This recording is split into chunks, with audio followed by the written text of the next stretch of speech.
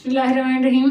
अस्सलाम वालेकुम स्टूडेंट्स। आज हम कुछ रैंडम चीज़ों को डिस्कस करेंगे इस्लामियात से रिलेटेड जो आपके MCQs में आ सकते हैं। इंशाल्लाह हम पास्ट पेपर्स को भी डिस्कस करेंगे, लेकिन अभी जो जैसे कि मैंने आपको पिछली वीडियोस में भी बताया था कि जो रैंडमली मेरे दिमाग में जो जो चीज़ें आती हैं जो मैंने अभी पास्ट पेपर्स में भी नहीं देखी कि वो आपके MCQs में आ सकती हैं, सो वो भी मेरे ज़हन में आ रही थी, तो मैंने सोचा मैं आपके साथ डिस्कस करूँ।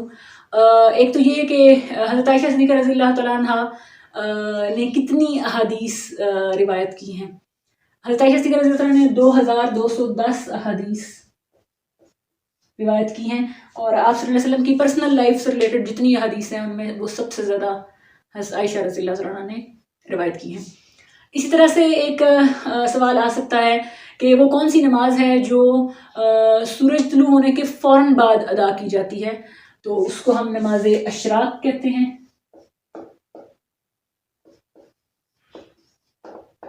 नमाज अशराक हदीस में आता है कि आप सल्लल्लाहु अलैहि वसल्लम का फरमान है कि इंसान के जिस्म में जितने जोड़ हैं उनका रोज़ाना सदका किया जाना चाहिए। तो सहाबा ने कहा, या रसूलल्लाह इतना सदका कौन कर सकता है? तो फरमाया कि सूरज तुलू होने के बाद 2 नफल अशराक के पढ़ लिया करो, तो ये तुम्हारे सारे जोड़ का सदका होगा। तो बरसरील तज़किरा में साथ साथ आपको इनके फ़ज़ाइल भी बताती रहूँगी। इसी तरह से घर में मर्दों के लिए नमाज पढ़ना और बाजमात नमाज पढ़ने में कितना फ़र्क है। सो हदीस में आता है कि बाजमात नमाज 27 गुना अकेले पढ़ी जाने वाली नमाज से अफसल है। इसी तरह से वो कौन सी नमाज है जो मैदान जंग में जंग के दौरान पढ़ी जाती है, उस नमाज को क्या कहते हैं? उसे नमाज खौफ कहते हैं। नमाज खौफ यानी दुश्मन के आने का खतरा हो, तो उसमें तरीका ये होता है कि आधे लोग जमात के साथ नमाज पढ़ें और आधे पहरा दें, और फिर जो पढ़ लें वो पीछे आ जाएं और जो रहते थे फिर वो पढ़ लें। सो इस तरह से उसको नमाज खौफ कहते हैं। इसी तरह से जब सूरज ग्रहण लगता है, सोलर एक्लिप्स जब होता है, तो कौन सी नमाज पढ़ी जाती है? उसको नमाज कसूफ कहते हैं। नमाज कसूफ ये होती है सूरज ग्रहण के लिए। और जब ल्यूनर एक्लिप्स हो, चांद ग्रहण हो, तो उस वक्त नमाज खसूफ, खे से, ये काफ से है, ये खे से है। नमाज कसूफ जब सोलर एक्लिप्स हो, और जब लूनर एक्लिप्स हो तो उस वक्त नमाज खसूफ पढ़ी जाती है। फिर ये कि जो हज का खुतबा है वो किस जगह पर होता है और किस तारीख को होता है। हज का खुतबा 9 ज़िलहज को होता है। इसको यौम अरफा भी कहते हैं, यानी अरफात, मैदान अरफात में एक मस्जिद है जिसको मस्जिद नमरा कहते हैं, उसको निमरा भी कहते हैं, नमरा भी कहते हैं। मस्जिद नमरा में खुतबा हज होता है और ये 9 ज़िलहज को होता है, उसको यौम अरफा भी कहते हैं। और हदीस में आता है, नबी करीम सल्लल्लाहु अलैहि वसल्लम का फरमान है, जिसने यौम अरफा का रोज़ा रखा उसके पिछले साल के और अगले साल के गुनाह माफ़ कर दिए गए। सो ये बड़ी मुस्तनद हदीस है यौम अरफा के बारे में। इसी तरह से और भी बेशुमार क्वेश्चंस हैं, जैसे कि जो आसमानी किताबें हैं वो कौन कौन सी हैं। ज़बूर हज़रत दाऊद अलैहिस्सलाम पर नाजिल हुई, तौरात हज़रत मूसा अलैहिस्सलाम पर नाजिल हुई, बाइबल जो इंजील है वो हज़रत ईसा अलैहिस्सलाम पर नाजिल हुई, और कुरान पाक आप सल्लल्लाहु अलैहि वसल्लम पर नाजिल हुआ। फिर ये क्वेश्चन भी पूछा जाता है कि जो आसमानी किताबें हैं उनमें से सबसे पहली कौन सी है? तो आप देखें, इनमें से जो नबी सबसे पहले इनमें से तरतीब में बनते हैं उन पर पहले नाजिल हुई। हज़रत मूसा अलैहिस्सलाम पर तौरात जब नाजिल हुई वो पहली आसमानी किताब है जो नाजिल हुई, क्योंकि हज़रत मूसा अलैहिस्सलाम के बाद हज़रत दाऊद अलैहिस्सलाम है, फिर सुलेमान अलैहिस्सलाम है, फिर हज़रत ईसा अलैहिस्सलाम है, और आप सल्लल्लाहु अलैहि वसल्लम तो सबसे एंड पे हैं, खातमुन नबिय्यीन सल्लल्लाहु अलैहि वसल्लम। सो इस तरह से है। इसी तरह से आपसे क्वेश्चन पूछा जा सकता है कि वो कौन सी मस्जिद है अल्लाह ताला ने जिसको जलाने का हुक्म दिया।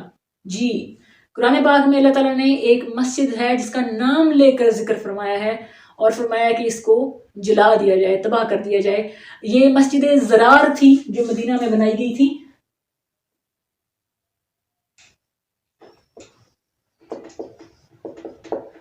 और सॉरी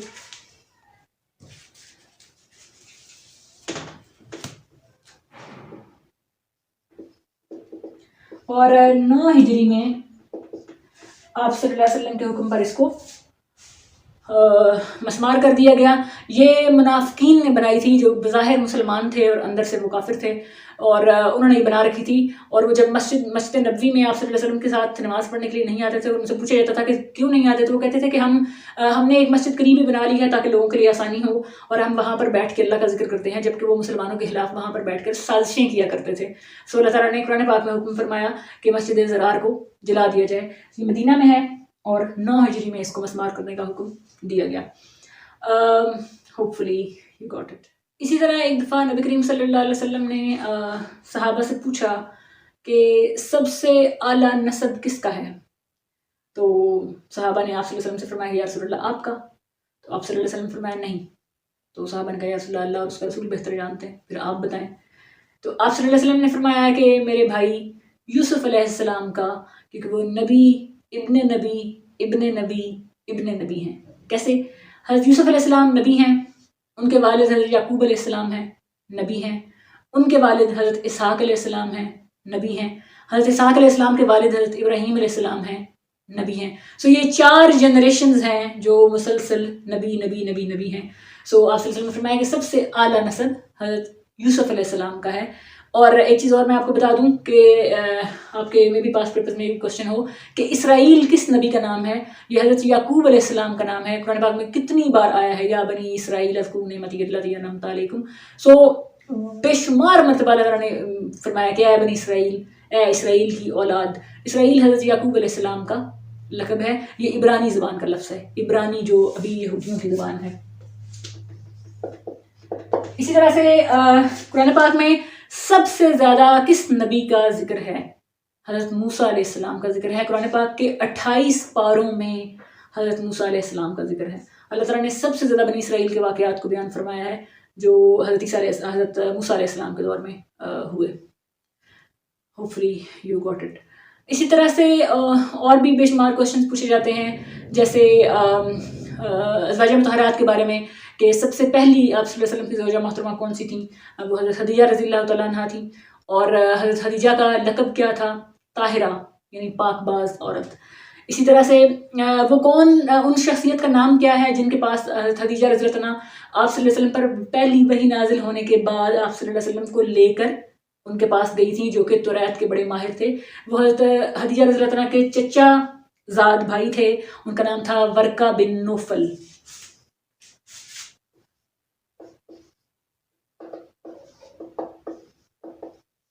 اور انہوں نے آپ صلی اللہ علیہ وسلم کی تصدیق کی تھی، انہوں نے کہا تھا کہ اگر میں زندہ رہا تو آپ صلی اللہ علیہ وسلم کا ساتھ ضرور دوں گا، کیونکہ آپ صلی اللہ علیہ وسلم سچے نبی ہیں، ان کے پاس وہی فرشتہ آیا ہے جو موسیٰ علیہ السلام کے پاس بھی آیا کرتا تھا، اور عنقریب ان کی قوم ان کو مکہ سے نکال دے گی کھجوروں والی زمین کی طرف، یعنی مدینہ کی طرف۔ سو ورقہ بن نوفل توریت کے بڑے ماہر تھے، اور حضرت خدیجہ رضی اللہ عنہ ان کے پاس آپ صلی اللہ علیہ وسلم کو پہلی وحی نازل ہونے کے بعد لے کر گئی تھی۔ اس کے علاوہ جو غار ہرا ہے جس میں پہلی وحی نازل ہوئی تھی، یہ کس پہاڑ میں ہے؟ اس پہاڑ کا نام کیا ہے؟ اس کو جبل نور کہتے ہیں، جبل عربی میں پہاڑ کو کہتے ہیں۔ اسی طرح سے وہ غار جس میں آپ صلی اللہ علیہ وسلم نے ہجرت کے موقع پر پناہ لی تھی کچھ ٹائم کے لیے حضرت ابوبکر صدیق رضی اللہ عنہ کے ساتھ، اس کا نام کیا ہے؟ غار ثور۔ صدیق رضی اللہ تعالیٰ عنہ بچوں میں سب سے پہلے حضرت علی رضی اللہ تعالیٰ عنہ نے اسلام قبول کیا، عورتوں میں سب سے پہلے حضرت خدیجہ رضی اللہ تعالیٰ عنہ، اور غلاموں میں سب سے پہلے حضرت زید بن حارث رضی اللہ تعالیٰ عنہ، اور یہ واحد صحابی ہیں جن کا ذکر نام کے ساتھ قرآن پاک میں آیا ہے۔ یہ میں اکثر و بیشتر یہ ریپیٹ کرتی رہتی ہوں۔ اور اسلام کی سب سے پہلی شہید خاتون ہے، مردوں میں بھی اور عورتوں میں بھی، جو اسلام کی سب سے پہلی شہید شخصیت ہے جس کو اس لیے اس کی جان لی گئی کہ انہوں نے آپ صلی اللہ علیہ وسلم کا کلمہ قبول کیا ہے، وہ حضرت سمیہ رضی اللہ تعالیٰ عنہ ہیں، اور ان کو ابو جہل نے شہید کیا تھا، اور حضرت سمیہ کے کچھ دیر کے بعد ان کے شوہر حضرت یاسر رضی اللہ تعالیٰ عنہ کو